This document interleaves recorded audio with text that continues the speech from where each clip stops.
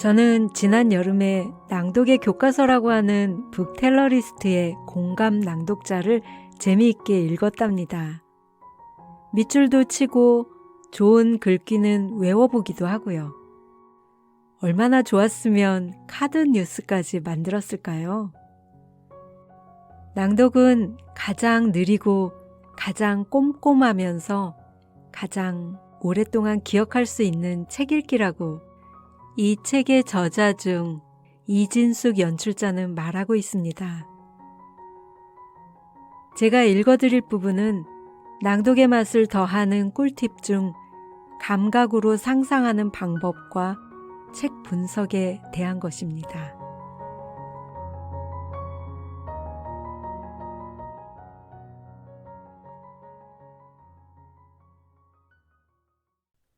감각으로 상상한다는 게 뭔가요? 1. 오감으로 받아들여 보세요. 말이란 아무것도 일어나지 않고 있던 순간에 어떤 사건이 일어나 그것을 눈으로, 귀로, 코로, 혀로, 피부로 받아들이면서 시작돼요. 감각으로 받아들인 사건이 생각과 감정을 일으키고 그 생각과 감정을 누군가에게 표현하려는 충동이 말이라는 행동으로 나가게 되는 거죠. 일상에선 이 모든 과정이 저절로 일어나요. 하지만 책은 다르죠. 다 상상으로 불러와야 하니까요. 그래서 먼저 책 속의 사건이나 상황을 받아들이는 감각의 과정을 세세히 상상하는 게 필요합니다. 2. 먼저 시각적 상상으로 시작해 공감각으로 넓혀보세요. 예를 들어 사과가 빨갛게 익어가고 있었다라는 문장을 보았다면 익었다고? 알겠어 하면서 끝내지 말고 사과의 동그란 모양, 빨간 색깔을 떠올려 보는 겁니다.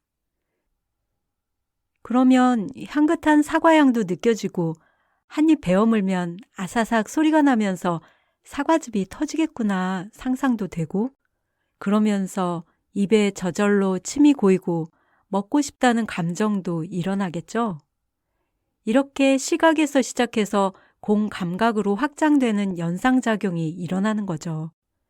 감각적으로 상상이 일어나면서 절로 즐거워지는 건 당연하고요. 3. 몸의 움직임을 상상해 보세요. 책에 눈을 고정시킨 채로 가만히 앉아서 상상으로 움직여 보세요. 3초 만에 온몸을 쭉 펴고 날아서 달에 도착해 봅니다. 그리고 2초 만에 우주 대기를 뚫고 내려와 바닷속으로 헤엄쳐 들어가 보세요. 현실에선 불가능해도 상상 속에선 얼마든지 가능합니다. 신경들이, 근육의 감각들이 살아나고 가벼워지는 게 느껴지나요? 그 느낌으로 책 속 묘사 그대로 보고, 듣고, 걷고, 뛰고, 울고, 웃고를 충실히 따라해 보세요. 나는 앉은 채로 책 속 화자의 모든 생각, 감정, 움직임을 똑같이 할 수 있게 됩니다. 잊지 마세요.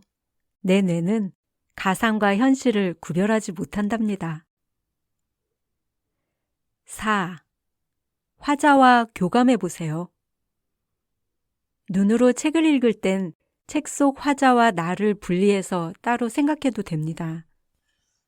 그 경우에 나는 말을 듣는 사람이 되니까요. 그래서 이 작가는 이렇게 생각하는 사람이구나. 이 인물은 왜 이렇게 느끼지? 같은 반응이 내 안에서 일어나죠. 하지만 낭독은 내가 말하는 사람이 되는 행위예요. 화자의 목소리가 내 몸을 통과하여 내 입으로 나오는 거니까요. 그래서 전적으로 화자의 입장이 되어야 해요. 화자의 생각과 감정을 무조건적으로 받아들여 보세요. 화자와 교감이 일어나고 그의 상황에 공감할 수 있게 된답니다. 공감이란 곧 상대가 세상을 보는 방식을 재현하는 것이니까요. 5. 지금 이 순간을 살아보세요. 외부 세계를 인식하고 이를 통해 생각하고 느끼며 그것을 밖으로 표현하는 데 걸리는 시간은 거의 동시에요. 그래서 지금 보고, 지금 생각하고, 지금 느끼고, 지금 움직여야 해요. 문장에서 화자가 하고 있는 바로 그것들을 지금 낭독자인 내가 하고 있어야 해요. 낭독자인 내가 화자가 된다는 건 화자의 뇌의 움직임에 내 뇌를 연결시켜 그가 된다는 거니까요. 뇌 스캐너가 없어도 텔레파시가 없이도 말이죠. 그래요. 말하고 있는 지금 이 순간의 말이에요. 낭독자는 책 분석을 어떻게 해야 하나요? 1. 책의 장르를 대화의 중심 화제로 파악하세요.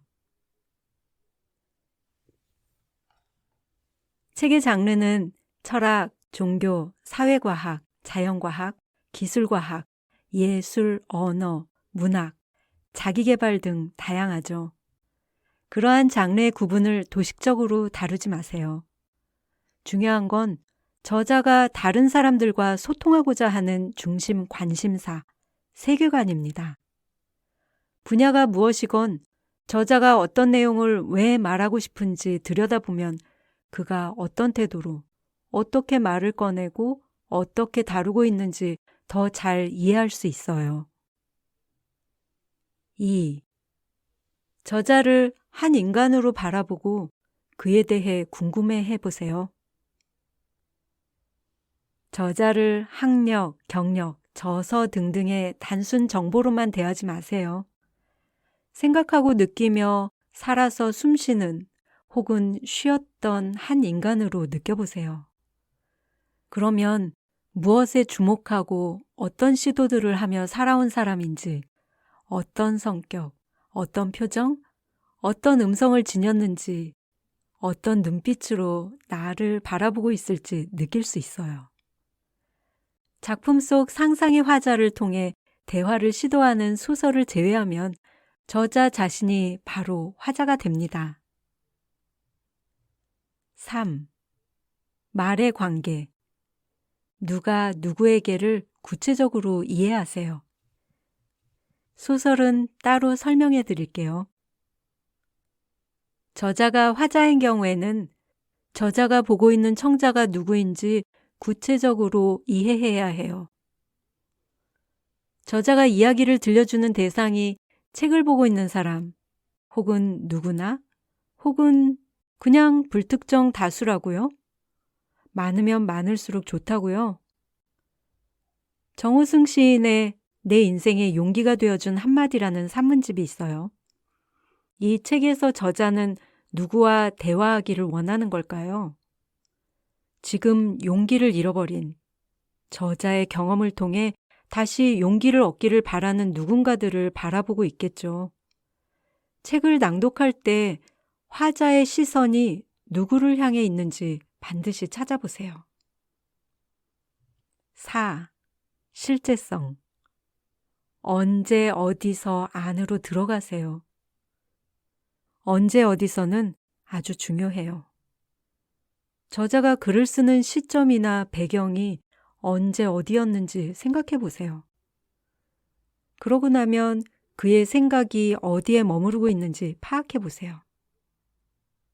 청자와 마주보고 눈을 맞추며 이야기하고 있는지, 다른 공간에서 청자에게 마음으로 이야기를 시도하고 있는지, 과거의 기억 속에 들어가 있는지, 미래를 보고 있는지, 지금 처음 일어나고 있는 일들을 체험하며 말하고 있는지, 오랫동안 생각해온 것들을 정리해서 말하고 있는지, 그의 몸이 언제 어디에 있고 그의 정신이 언제 어디에 있는지 이해해야 나도 거기로 함께 갈 수 있어요.